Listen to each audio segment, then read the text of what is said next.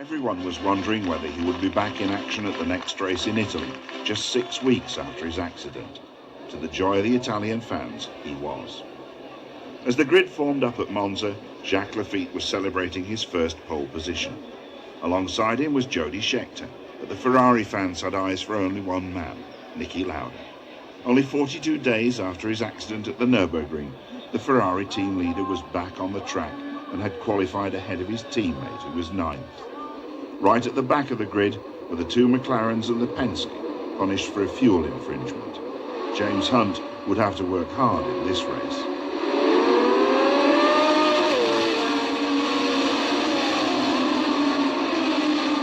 As the pack was unleashed, it seemed that Laffite had made a perfect start. However, as the leaders came out of the first chicane, it was a 6-wheeled Tyrrell that led Laffite, Barche, Depailler and a quick-starting Regazzoni. Passing through the second chicane and heading for the Lesmo curves, Depailler had already passed Barche. Further down the pack, not all the drivers were handling the chicane well. Mas decided to cut corners a little.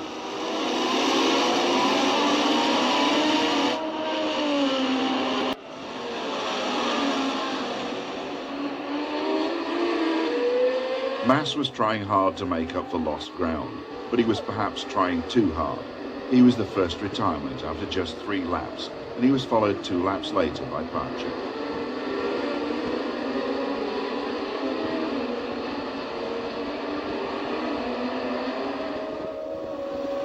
After only 4 laps, Peterson had moved into second place behind Scheckter. Meanwhile, Lauda, slow at the start and running 12th at the end of the first lap, was beginning to move through the field, running 7th after Brambilla. 6 laps later, the Swedish driver took the lead when Scheckter's engine went off song.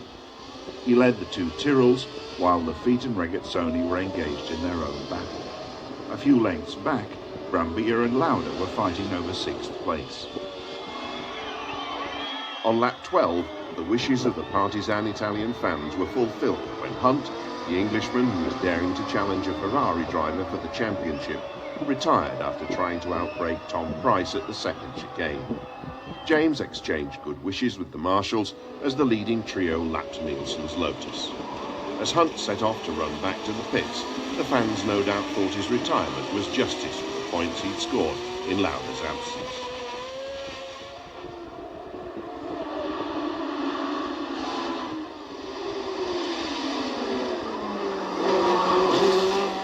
At the head of the race, Depailler was challenging Peterson strongly as the top 6 split into 3 fighting pairs. Peterson versus Depailler, Laffite versus Regazzoni, and Scheckter versus Lauda.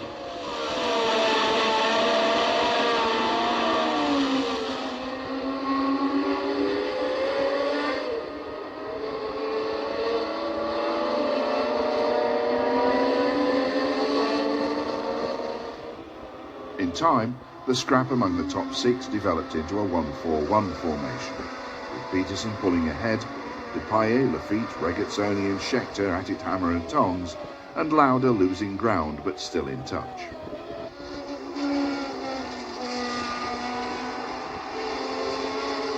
Scheckter dropped back as his engine continued to lose power, but the remaining drivers played out a superb battle. None of the trailing 3 looked like challenging Peterson for the lead, however, although Regazzoni and Laffite closed in on him in the final laps. At the flag, 3 seconds covered the first 3 cars. But it was the 4th finisher that captured the imagination. Niki Lauda's fight back from the burns that had led to him being given the last rites in Germany was a magnificent example of determination and heroism. The reception he received from the crowd and the track workers showed the respect in which he was held.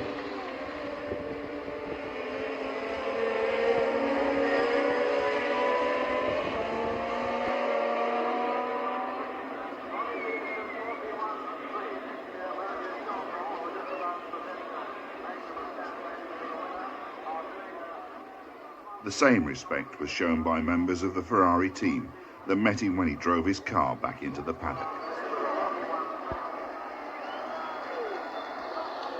As the crowd thronged the track to salute the winners, the star of the day was the man who wasn't on the podium.